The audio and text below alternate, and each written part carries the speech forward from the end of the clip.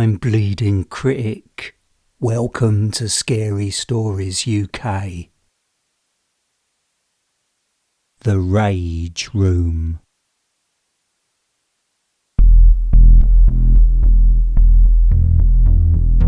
You only go to the Rage Room once. No one knows where it is. The Rage Room was the best experience I've ever had, but it's not for everyone. Not everyone has rage. Being very angry or frustrated, but absolute rage is rare, and I had so much of it. I don't know how it happened. I had no idea how they found me, how they knew I was a right match for the Rage Room. I was so close to murder. I'm talking about committing real murder, not just once, but multiple times.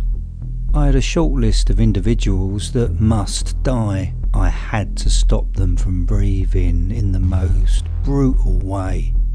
At the peak of my rage that I was feeling inside, I got a text message from an unknown number. It said, "Rage Room is open. Respond yes if you wish to visit, ignore if no." I responded with a big capital yes.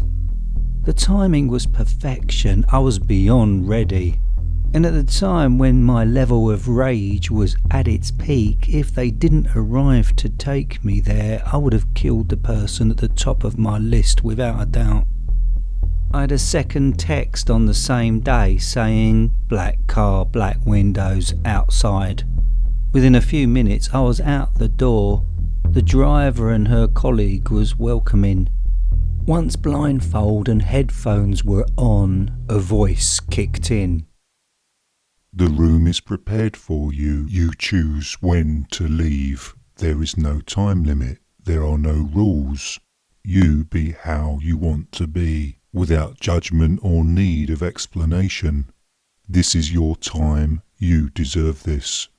When you are ready to return home, you will first be taken to a comfortable room where you can choose from a menu of health treatments and food, all carefully selected specifically for you. Do you have questions?" "No," I said. The drive could have been 15 to 30 minutes. I have no idea. I wasn't bothered.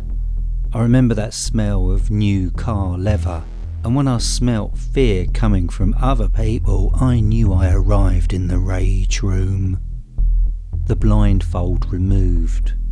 The Rage Room was like a theatre stage. There were stage lights which made me feel like some actor.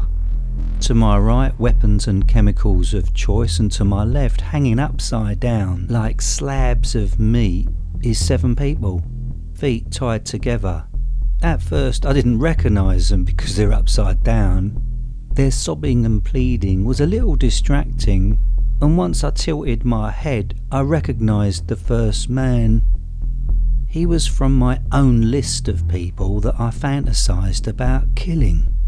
I knew him from long ago, and last time I punched him he went to the police. Don't pity him. He manipulates and beats up women. Always getting away with it, but not today. Karma has come full circle. His death deserves a slow burn, so I take a can of gasoline and matches. I move him along the rail sliding system away from the others and enjoy the flames as this waste of flesh burns. Dead coward.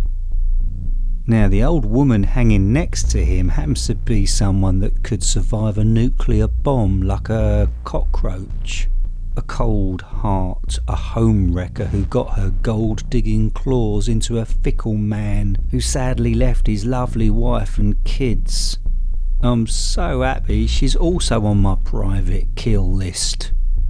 I stabbed and stabbed this nasty piece of work, but not too deep, just deep enough, leaving many knife holes. A human colander. Thankfully she's barren, no children to mourn her. I just stare as the blood drains from her thin, wrinkled frame.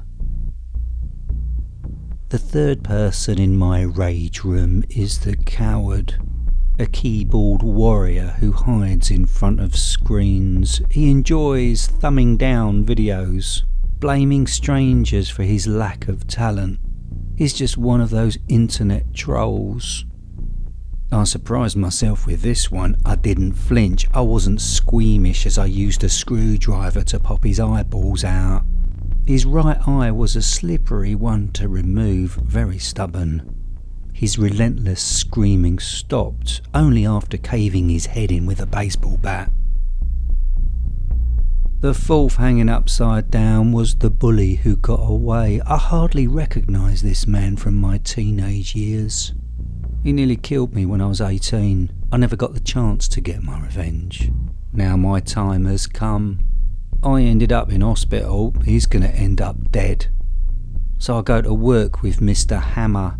I really enjoyed breaking his bones. Now the fifth person I recognise is the pedantic one, the job's worth who's fixated on petty rules at the expense of common sense. I could fill up this rage room with many of these irritating types. I shot her in the head. The sixth piece of human meat hanging is the runt of the litter. All her sisters are lovely, but this one is poison.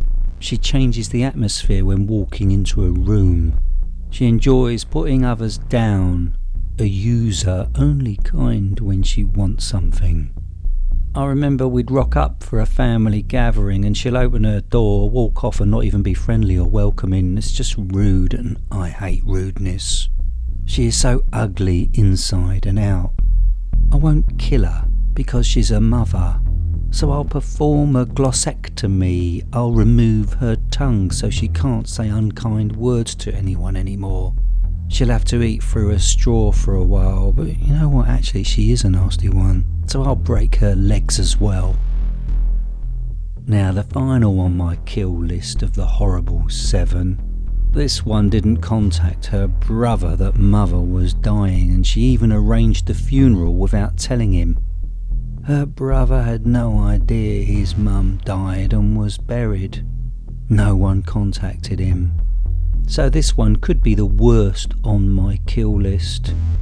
Here she's hanging upside down, all vulnerable. I've arranged for this piece of shit to be buried alive. The rage room was one of the best days. The massage and that meal afterwards was heaven. I vented out that rage I had inside.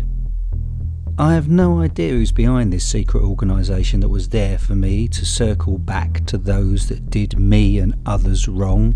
Very wrong. Whoever they are the best, and if you get a notification to visit the rage room, say yes.